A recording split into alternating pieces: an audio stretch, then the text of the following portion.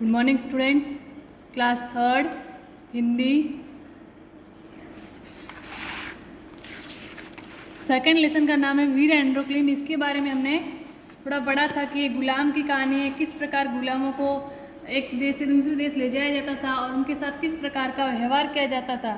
ठीक है, एंड्रोक्लिस के बारे में हमने पढ़ा था, अब उसे हम आगे पढ़ेंगे। उन दिनों मौत की सज़ा बड़े अजीब ढंग से दी जाती थी। एंड्रोक्लिस अफ्रीका से अपने देश रोम भाग गया था, तो एंड्रोक्लिस को सिपाहियों ने पकड़ लिया। वे उसे रोम ले आए। वहाँ से कानून के अनुसार उसे क्या दे दी गई थी? मौत की सज़ा। उन दिनों मौत की सज़ा बड़े अजीब ढंग से दी जाती थी, बहुत ही अलग तरीके से दी जाती थी। एक बहुत बड़े मैदान के चारों तरफ बादशाह, हकीम और शहर के लोग बैठ जाते थे। एक बहुत बड़ा मैदान होता था, उसके चारों तरफ बड़े बड़े राजा, जिसे बादशाह कहते हैं, हकीम यानी मंत्री, और शहर के लोग बैठ जाते थे। जो भी शहर के लोग थे, नागरिक, वो बैठ जाते थे। सजा पाए गए व्यक्ति को मैदान में भूखे शेर के सामने छोड़ दिया जाता था। जिसे भी सजा मिलती थी, उस व्यक्ति को उस मैदान के बीचों बीच शेर के सामने, भूखा शेर होता था कई दिनों से, तो उसके सामने छोड़ दिया जाता था। उसे अपने बचाव के लिए एक भाला दे दिया जाता था। उसे अपने बचाव के लिए, अपनी सुरक्षा के लिए एक लोहे का भाला दिया जाता था। 4-5 दिन का भूखा शेर एक पिंजरे में बंद करके लाया जाता था। शेर जो होता था, कई दिनों से उसे भूखा रखा जाता था, तो एक पिंजरे में बंद करके उसे लाया जाता था और उसे मैदान में छोड़ दिया जाता था। भूखा शेर उस पर टूट पड़ता था, उस व्यक्ति पे जिसे सजा दी जा रही है। 4-5 दिन से भूखा शेर जो है, उस पर खाने के लिए टूट पड़ता था। बात ही बात में शेर उसे चीर फाड़ कर खा जाता था। इतने दिनों से भूखा शेर जो होता था, उसे भूख के आगे कुछ नहीं दिखता था, तो जैसे ही वो उस व्यक्ति को देखता और उसे चीर फाड़ कर खा जाता था। इस प्रकार सजा प्राप्त व्यक्ति को मौत की सजा दी जाती थी। उस टाइम ऐसे सजा दी जाती थी लोगों को, मौत की। एंड्रोक्लिस को उसी मैदान में लाया गया और उसे एक भूखा शेर छोड़ दिया गया। एंड्रोक्लिस को भी उसी प्रकार एक मैदान में लाया गया और एक भूखा शेर उसके सामने भी छोड़ दिया गया।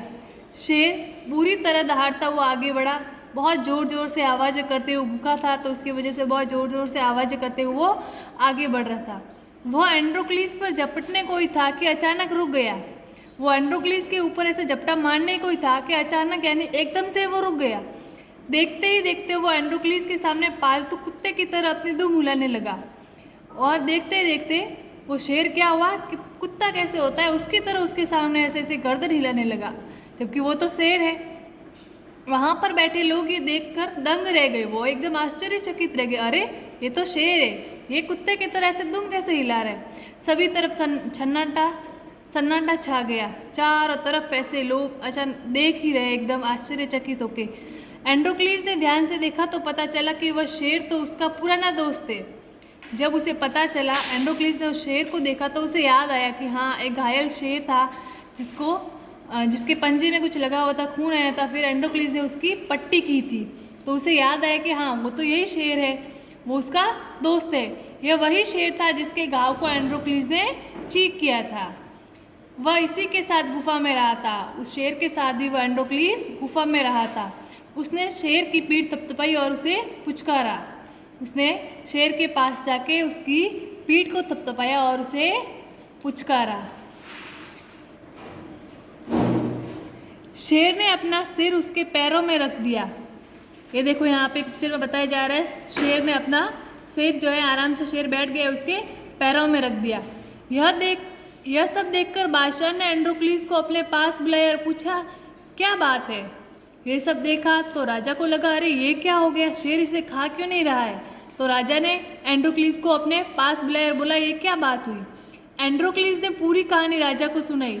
एंड्रोक्लिस ने पूरी कहानी सुनाई कि मैं उस शेर से पहले मिला हुआ हूँ, उसके पैर का घाव जो मैंने ठीक किया हुआ है। वो पूरी कहानी उस प्रकार राजा को एंड्रोक्लिस ने बताई। शेर और एंड्रोक्लिस की मित्रता का किस्सा सुनकर बादशाह दंग रह गया।